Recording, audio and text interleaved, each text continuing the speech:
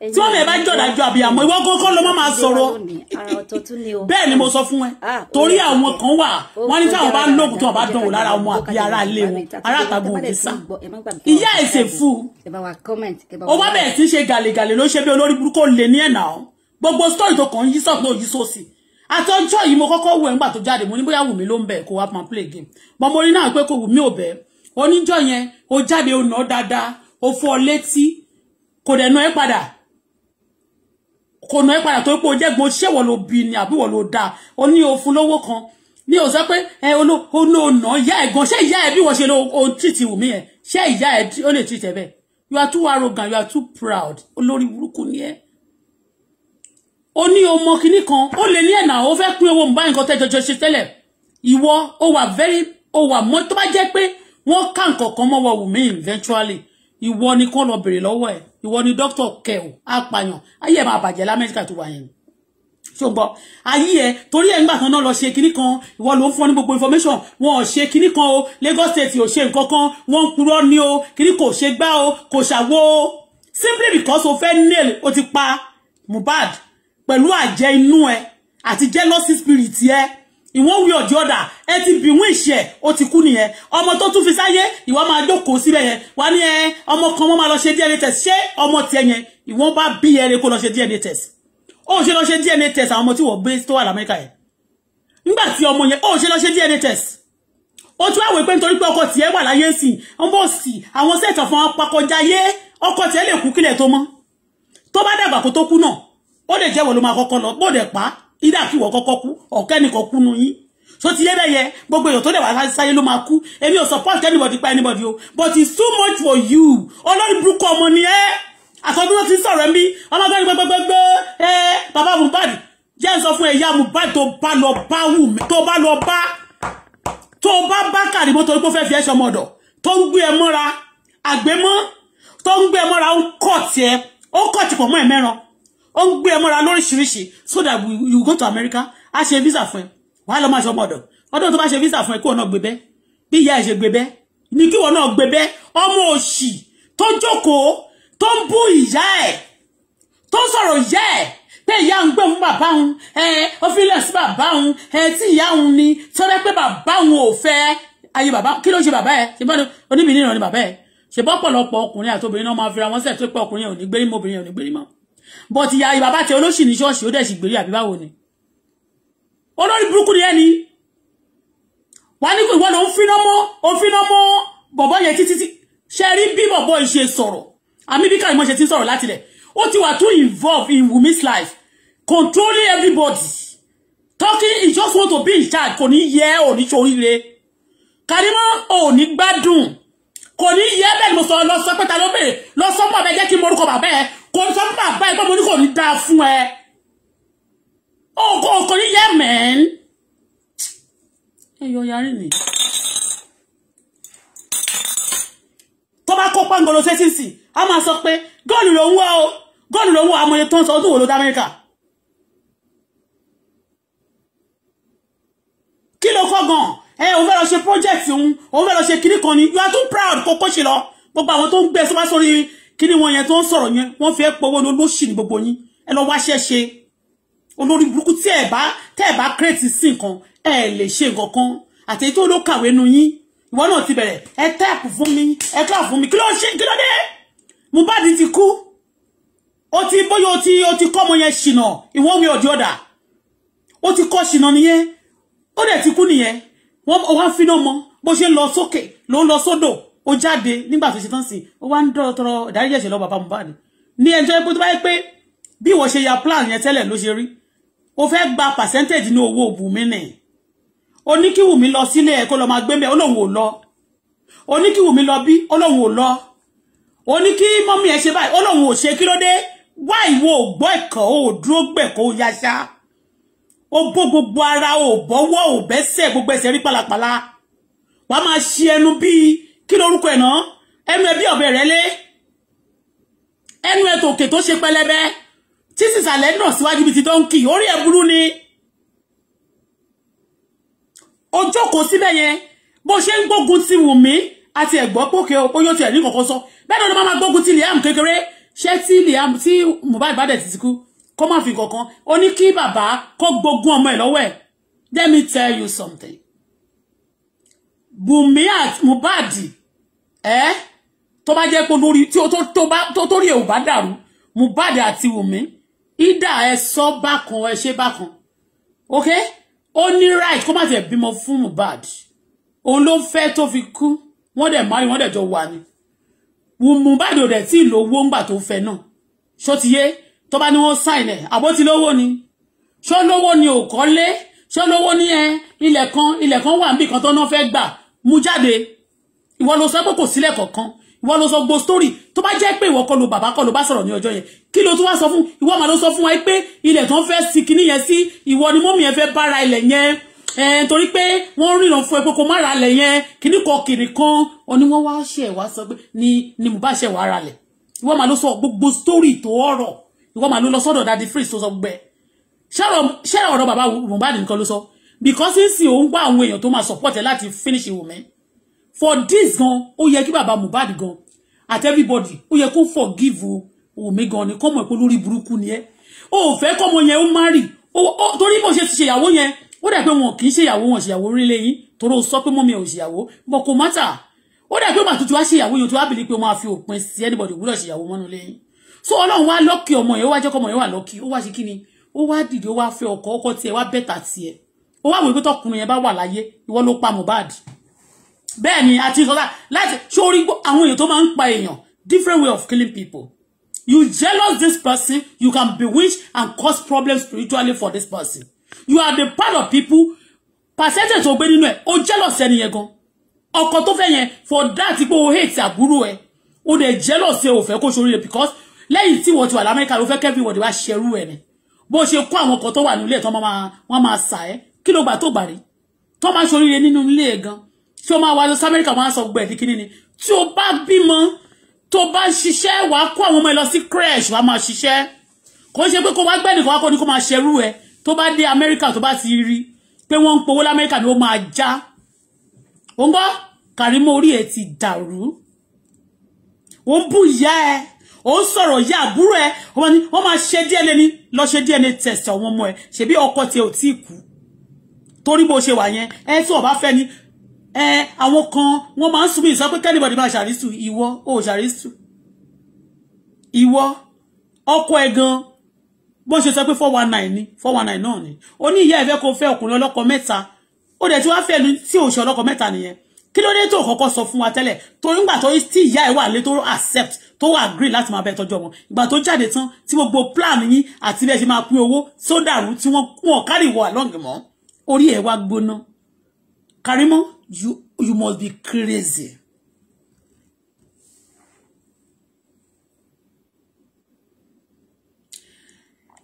Olórí burúkú ni you also abuse your mommy. Iti mom tó bá jẹ́ mommy mi ló bí ọmọ Karimo yìí, ó máa ti kú. Àbí kó ti ya wèrè. Bẹ́ẹ̀ ni mo sọ fún ẹ. Ma mommy kò wá mommy mi ò kí ni mama ẹ ṣe fún. Mama Karimo ò ṣe nǹkan kan fún Karimo. Ó kàn jáde lọ òun àti ọkọ ẹ̀ tí òun àti bàbá Karimo ò fẹ́ra mọ́ ó dẹ̀ gbé sílẹ̀ fún bàbá ẹ̀ kí ló bá dì mẹ́ bóyá bàbá ẹ̀ kọ́lé òun ò dẹ̀ tí ìkọ́lé ó dẹ̀ fẹ́ jámọ́jámọ́ ó gbé fún ìkan nínú wọn ló máa gbé tó bá lọ sí court gan ó lè ní kóbìnrin gbé tó bá ní interest tóbìnrin bá dẹ̀ ní òun ń ṣiṣẹ́ òun ò nílera yóò lè gbọ́mọ sílẹ̀ fún bàbá ẹ̀ kò ṣe pé lọ gbé sọnù sígbó náà ọ̀pọ̀lọpọ̀ ló gbé ọmọ wọn sọnù sígbó ìwọ tó tiẹ̀ sọ̀rọ̀ pé mo bú ìyá mi bíbá ẹ̀ okay let me block ìyá ẹ̀ ìtí Karimo ṣe yẹn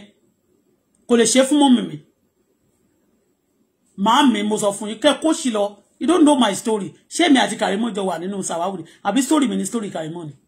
Karimo ń ṣe èrè náà Karimo síwìn náà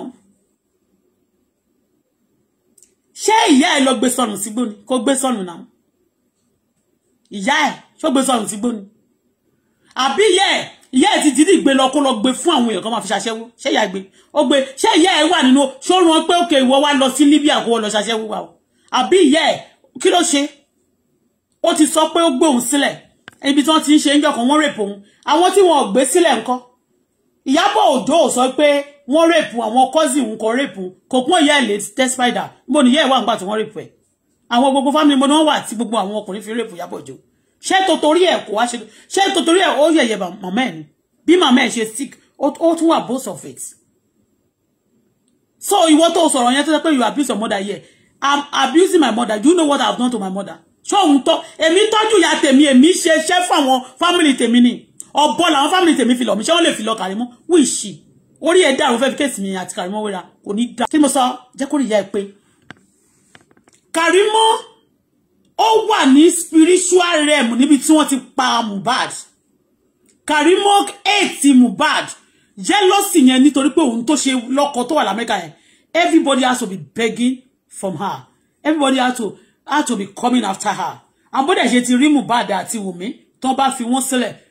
of course Mohbad la ìgboro ayé jà tí ọkọ bá dẹ̀ ti la ìgboro ayé jà ọkọ obìnrin náà ìyàwó náà máa fọhùn dáadáa so ó ti rí gbogbo ẹ̀ ó wà nínú àwọn tó olórí burúkú ni Karimo is a killer bọ̀bọ̀ tó wà lọ́wọ́ ẹ̀yẹn náà you are dangerous fún ọkọ tó ló fẹ́ yẹn gan your children also DNA test must be conducted for your child ẹjọ́ tó yẹ pé ìwọ ló kọ́kọ́ jáde lọ sórí daddy fridge tó bà gbogbo àgbáyé jẹ́ ẹ̀yin lẹ kọ́ Wùmí ní gbogbo wàhálà tó wá kó sí àti gbogbo géèmù yìí ìwọ ni ló gbé orí burúkú ó hate Wùmí but nígbà tí ọkọ ẹ̀ wá kú yóò wá show ẹ̀ ní fake love tó ló sọ pé kò kí carry along you don't even know anything about her marriage èyí tó bá jẹ́ pé ó ti sọ fún ẹ tó bá sọ fún ẹ kí ló fẹ́ ṣe kí lè kò ló ẹ lè ṣe kí ló fẹ́ ṣe sí tó bá jẹ́ pé kìíní kan ó yẹ kó carry mama ẹ̀ along tó bá carry mama ẹ̀ along ní mama ẹ̀ yẹn ìbámútẹ́ bá ti carry mama ẹ̀ along àkáǹtì kan wà ìyá ẹ̀ ló fi ṣe àkáǹtì yẹn tell me you are boasting of the property tó ní ó wà ní tó ní ó kọ́lé síbì kan ìyálàjà ẹ̀ ṣé ọkọ ẹ̀ wà tọkọ ẹ̀ kọ́ lọ́jọ́ ṣiṣẹ́ l'Amẹ́ríkà níbo ni property ọkọ tiẹ̀ wà ọkọ tiẹ̀ níbo ni property ẹ̀ wà tí ilé tó yá ikọ́ sí ọ̀nà Ṣàngó tàbí tó ti ń bẹ orí dànù ní ọ̀hún yẹn ó wá sọ nísì pé ilé ẹ̀ tó pé wá sí kiri níbo ṣọ́kọ ẹ̀ ló ìwà àtọkọ ẹ̀ ló ní àbí ìwọ nìkan àbí lọ́kọ tiẹ̀ mo ló kọ́lé sí olórí burúkú ọmọ Karimo you jealous of Wùmí you are ó ti kú ẹ̀ẹ́lì torí pé ọmọ ní sì tó fi ẹjílẹ̀ àwọn èèyàn pé kó ṣàṣe tóró ti mọ̀ bóyá ó ti ṣe ṣìnà rí bẹ́ẹ̀ ni ìwọ ṣé kọ́tọ̀ ṣé fẹ́jì lọ́kọ ẹfẹ́ ni aṣẹ́wó nìwọ náà náà tí ìwọ tó sọ pé àwọn ọkùnrin kan rèpẹ́ ó lè jẹ́ pé níbi tó ti máa lọ ó máa lọ sùn pẹ̀lú ọkùnrin kan wọ́n kàn wá take advantage ẹ pé ókè àwọn kan wá pé wọ́n kan wá rèpẹ́ àbí sọ story bó ṣe rí fún wa gọgọgọ mọ́ ṣe rèpẹ́ yẹn kí ló dé tí bàbá ẹ àbí bàbá ẹ ló rèpẹ́ ni torí kò yé mi fún ẹ ni tell us àwọn tó rèpẹ́ yẹn ká ní kíjọba Nàìjíríà kan bá wa dì pẹ̀lú wọn ìwọ ló jáde kì í ṣe Wùmí ló parọ́ mọ́ gbogbo everybody ló dá gbogbo nǹkan rú ló sọ fún Wùmí bó ṣe máa ṣe ìwọ náà ló sọ pé ìwọ ló gbé lọ́ọ̀yà kí lórúkọ lọ́ọ̀yà yìí Fálànà oníwọ ni ọ̀rẹ́ kìíní kan ìwọ ló ṣe léyìí why are you so involved as if you prepare already how bí wọ́n ti bí bó ṣe máa kú tó bá ti kú tán o bó ṣe máa ṣe ó kú o Mohbad kú kò pé 5 days tó ti dé Nàìjíríà àti pé ṣe ló ti prepare tí ẹ má ti fẹ́ travel ọ̀dọ̀ wá tẹ̀ tí ṣó ti prepare tẹ́lẹ̀ ní pó fẹ́ kú oníjọ́ yẹn gan olóò pé nígbà tó pé mú kan ní I don't want to mi ò fẹ́ listen sí because ó rùn sí mi mo rí pé wèrè ní ẹ́ ìwọ ló máa jáde Wùmí ó rojú ẹ fáwọn èèyàn ìwọ fẹ́ kí secret tẹ kó wà cover and you busy mi ò sọ pé nǹkan tó bá jẹ́ pé wà involved nínú nǹkan tó ṣe bóyá deliberately ló pọkọ ẹ̀ you understand me mi ìdẹ̀rù bẹ́ẹ̀ I don't think so. I don't think so because I know some people wọ́n ṣe ń wà yìí wọ́n máa ní tẹ bá jáde wá tẹ bá dàgbò mi lórí Wùmí gangan ní kọ́dà gbogbo ẹ̀ sí they will give you money olórí burúkú nìyí. Me don't support evil people àwọn tó ń pààyàn I don't support them. Of recent ó yẹ kí n máa gbé ọmọ yẹn but me Joe I don't want to be involved so much in all this kini kẹjọ yẹn go ti pẹ́ jù ó ti ń dàgẹ́ ó ti wálẹ̀ jù wọ́n you know everybody ló ní tabaníkà máa wo gbogbo ọ̀rọ̀ tí everybody yìí sọ láti lẹ̀. In fact, Wùmí ò sọ̀rọ̀ for donkey months nbí kò sọ̀rọ̀ àwa la ń pariwo speak tó bá ti bẹ̀rẹ̀ sí sọ̀rọ̀ we are going to wá máa mọ nǹkan tó ṣẹlẹ̀ kò sọ̀rọ̀ gbogbo yín lẹ ń sọ̀rọ̀ gbogbo èyí tẹ̀ ń plan tẹ́ ń gba fàyè ẹ̀gbá gbogbo plan tẹ́ wá game tẹ́ wá plan àmì tẹ́ gbá gbogbo game yín yẹn jẹ́ tún lo monopoly yẹn náà gbogbo monopoly game of life tẹ́lẹ̀ ẹ̀gbá yẹn ó wá fọ́ọ̀lù bá tó fuck up sí ẹ wá bẹ̀rẹ̀ sí ẹ wá sọ pé ẹjọ́ o bàbá Mohbad o mo fọlọ́run bẹ̀ yín o owó tí ilẹ̀ tí wọ́n sọ yẹn tòótọ́ ló wà o kiri kan tó sọ so gbogbo àwọn tó ti ń sọ̀rọ̀ láti ilẹ̀ tó ń sọ pé ìwọ ló ń send message sí wọn I don't believe it that time pé ìwọ ló wá create fake account ó ti mọ gbogbo èèyàn tó wà lábẹ́ fake account tó o dẹ̀ sí lórí Facebook tẹ́lẹ̀tẹ́lẹ̀ ó kàn dé ni kò tí ì pé 9 months ló ti play game ló wá sí pé wàá wá fẹ́lẹ̀ àwọn tó ń halẹ̀ mọ́yàn tó bá rí wọn ṣé tó ó ti fọ́gò mọ́lẹ̀ lójú ẹ̀rí ni wá ló ya ṣágan ó ya wèrè ó tí rí ó dẹ̀ pé ò rí wèrè rí ó tí rí wèrè rí ó ń dàgbọ́ ọmọ ọlọ́mọ gbọ́dẹ̀ kọ́ ọmọ tiẹ̀ sábẹ́ ó ti parapọ̀ nìyẹn pẹ̀lú àbúrò ẹ̀ bóyá ìwọ̀n wí ọ̀dọ̀dà mi ò mọ̀ bóyá ìwọ ẹ ti pa bọ̀bọ̀ yẹn nìyẹn ó wá tó fẹ́ kí bọ̀bọ̀ yẹn kó má lọ́mọ torí pé tí ọmọ yẹn tí ó bá jẹ́ ọmọ Mohbad òun náà lówó ìmà lówó ju ẹ̀ lọ nígbà tó tí bàbá ẹ̀ tiẹ̀ ti kú tọkọ Wùmí ti kú gan Wùmí sì máa lówó ju ẹ̀ lọ tó bá yẹ pé wọ́n ọmọ yẹn wá jẹ́ ọmọ Mohbad you are working ó ṣiṣẹ́ ni pé ọmọ yẹn gbúdọ̀ jẹ́ ọmọ Mohbad ọmọ yẹn gbúdọ̀ jẹ́ pé gbogbo DNA test yẹn gbúdọ̀ negative kò gbúdọ̀ jẹ́ positive he has to be a bastard torí pé Wùmí ò gbúdọ̀ lówó kì í ṣe pé ó fẹ́ràn bàbá Mohbad ó lórí burúkú ni ẹ́ o tún gbà tí ìyá tiẹ̀ ti gbé ẹ tó pa ẹ́ tì ó wá fẹ́ gbé ìyá ọkọ lọ́kọ ṣé ìyá tiẹ̀ ọkọ tiẹ̀ ò níyà ni ṣáwọn ẹbí ọkọ ẹ yẹn wọn ò ní family kan tó lè gbé mọ́ra tó lè pè mọ́ra tó jẹ́ pé ilé onílé ni wọ́n penetrate sí ọkọ àbúrò ẹ gbogbo family àwọn ọkọ àbúrò ẹ ni wọ́n fẹ́ fi ṣe family ṣọ́kọ tí ọmọ àlè ní olórí burúkú lọ́kọ ẹ ní gbọ́lọ́kọ ẹ ti wá ná àwọn family ọkọ ẹ kò sí èèyàn bẹ́ẹ̀ tó lè mú tó sọ pé òkè mo fẹ́ gbé yín ó yá ẹ̀yẹn máa bọ̀ kó kàn tàn wọ́n mọ́ra pé òkè mo fẹ́ gbé wọn wá sí lóyìnbó kó dẹ̀ pé iṣẹ́ ọmọdé ló fẹ́ fi wọ́n ṣe trafficking gbé wọn wá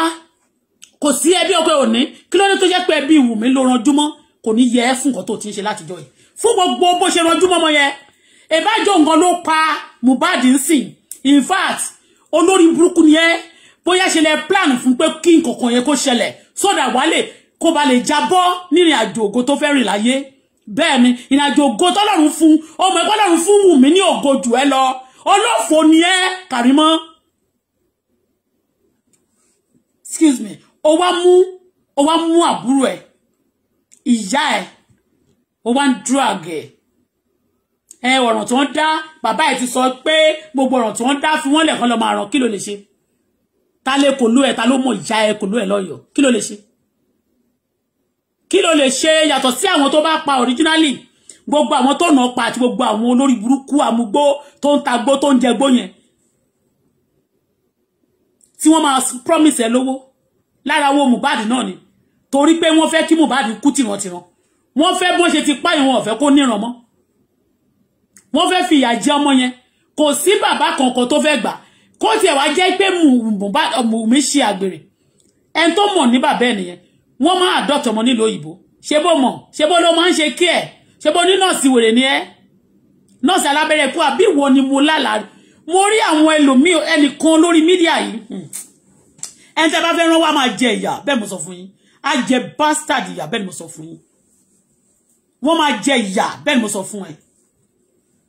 wọ́n máa ń adopt ọmọ ní ìlú òyìnbó tàwa yìí àti lamẹ́ríkà yẹn they adopt people do adopt children and they will property for them why you after Mohbad why do you want Mohbad kó kú kó má lọ́mọ kankan láyé why tó ìwọ ló kọ́kọ́ bàbá Mohbad gan lọ́dọ̀ tèmi ṣe pé mi bá bàbá Mohbad mi support ẹ̀ mọ́ òun náà wrong many times kéèyàn máa ṣe ọ̀rọ̀ ìkọ́lá àǹsọ̀ sí I don't want to talk about but ìwọ tó rò pé o ní egungun yẹn ìwọ tó rò pé ayé fẹ́ bàjẹ́ yẹn Kàrímọ́ wọ́n ti pa Mohbad ó ti pa wà náà wọ́n tó pa Mohbad bẹ́ẹ̀ ni tí Wùmí bá wà ńbẹ̀ ẹ̀ṣẹ̀ Wùmí yẹn orí ẹ̀ ló máa lọ because o hate Mohbad o hate Wùmí o fẹ́ kí Wùmí jábọ́ ní ìrìn àjò ògo ó ti jábọ́ already bọ̀ wá jẹ́ kọ́mọ yẹn kó wá tún gbáyé ó ń gbọ́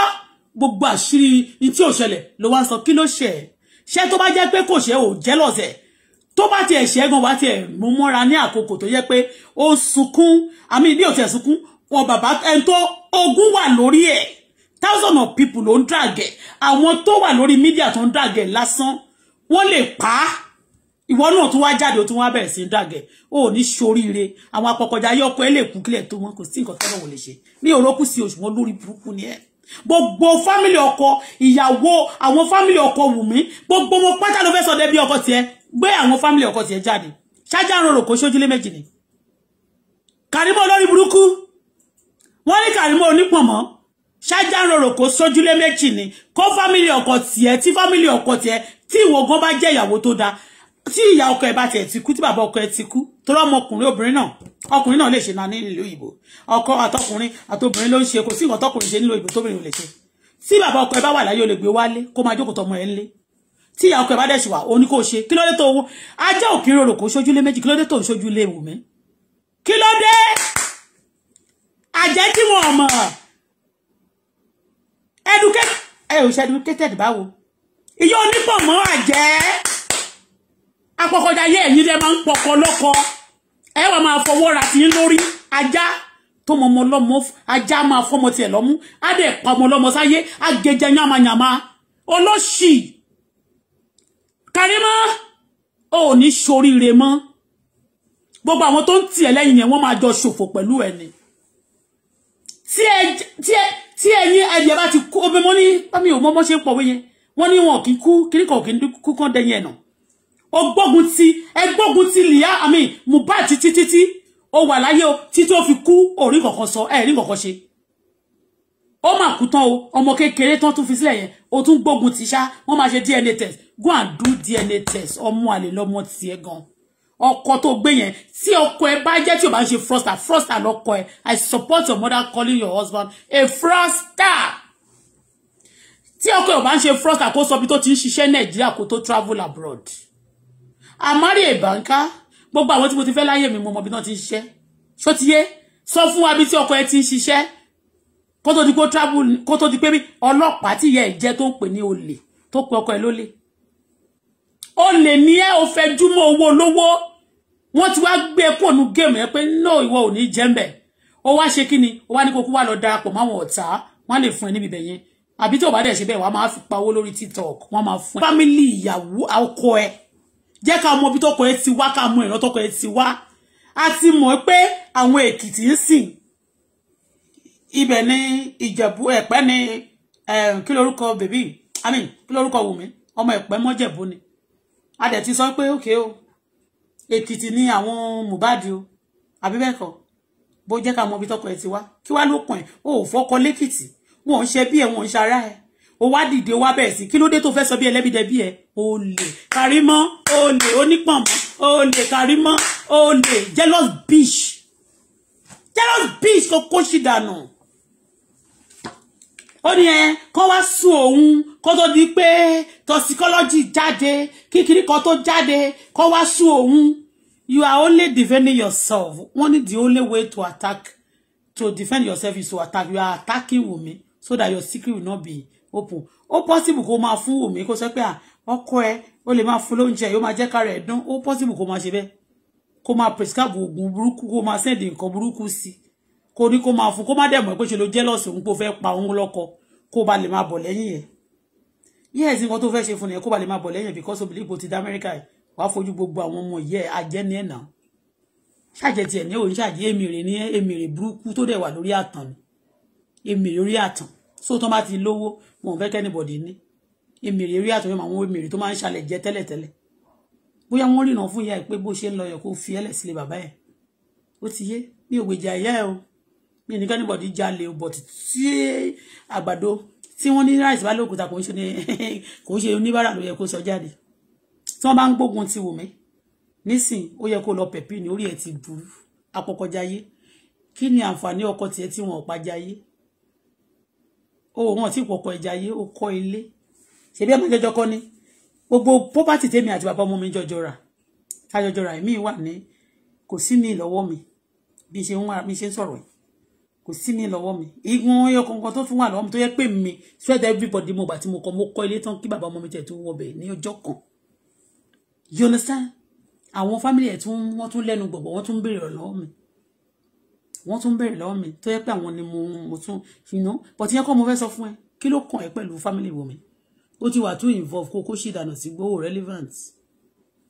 o relevant, you are a jealous bitch, o kàn fẹ́ báyé Wùmí jẹ́ ni.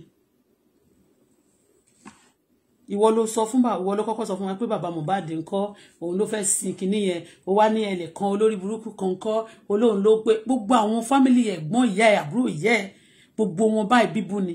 ṣó ti tó bá ti jẹ́wọ́ ló ń bọ́ wọn ó bọ́ wọn náà ó bọ́ wọn bíbú ni àwọn fámìlì mi ń bìbà wọ́n tún bẹ̀ wọ́n sí mi èmi ni mo bọ́ wọn èmi ni mo fún wọn lówó ọ̀fẹ́ mi gbogbo wọn kọ́ ni mo gbé wá bí family mama mi tó tún jẹ́ Kogi tí mo rí of recent ọmọ ẹ̀ mo tún rán lọ lé mi ó lò máa bá mi ṣe dáadáa ni ó máa bá mi ṣe everything mo tún fún lówó ó tún ṣe mí yamayama kí ni mo ìsọ̀rọ̀ ẹ̀ ń bí torí màmá ẹ̀ bẹ̀ mí ó ní kí n jọ kí n pa wọ́n sílẹ̀ kí n má pa wọ́n síta ìyá ẹ̀ bẹ̀ mí ìyá ìkẹ̀lẹ̀rẹ̀ ti bà màmá mi jẹ́ dáadáa ó tún sọ̀rọ̀ màmá mi gan fún mi lójú mi lórí live chat story yẹn sì wà lórí live chat ó sì wà lórí media kí ni wọ́n ṣe fún ẹ ṣó ti ń expect pé kí Mohbad kú wo irọ́ burúkú irọ́ pọ̀ lẹ́nu ẹ̀ o irọ́ ti pọ̀ jù ó ń pa bastard stupid and bastard lọ́wọ́ gbogbo story ẹ̀ lọ́dọ̀ kì í ṣe ọ̀rọ̀ pé bàbá Mohbad nìkan ló pè é pò pé yàn kì í ṣe ònìkan ló sọ ó sọ̀rọ̀ ilẹ̀ ó sọ̀rọ̀ bí bó ṣe ní kó fún ní oògùn ó ti gbàgbé ni gbà tó yá ó ṣèǹjẹ ó lóò sọ pé kó fún lóògùn ó ní ó ti kú tán gbà tí ó ti olùkọ́ pé kó fẹ́ kí ó lóun ṣe ń dómì lọ́wọ́ gbà tó yá ó wá pè létà kò tún kò pẹ́ padà ló wá sọ pé ó ti kú pé òun tí lèèyàn tó kú bẹ́yẹn go and check your story ó yá wèrè ní mo kọ́kọ́ wò ń gbà yẹn pé àbí Wùmí ló ń bẹ kẹ́ẹ̀ síta ni àbí Wùmí ló wọ́n jọ ń plan ni àbí nǹkan kan ni tó sọ pé òun sọ pé kí Wùmí gbà tó ní kinní kan òun ní ilé ìwé yẹn tó wò ti parí òun ní kan lọ jókòó síbẹ̀ kí Wùmí kúrò níbẹ̀ yẹn kó lọ máa gbé bẹ̀ gbogbo story bó ṣe ń fi system sọ fún gbogbo èèyàn náà ní gbogbo àwọn tó ń blog Wùmí pé ilé yẹn kọ́ Mohbad ló máa rà á gbogbo wọn ṣe máa jáde wọn máa tẹ̀ sí lójú gbogbo tó ń fojú Wùmí rí yẹn kò tíì tẹ́ lọ́rùn kò tíì tẹ́ lọ́rùn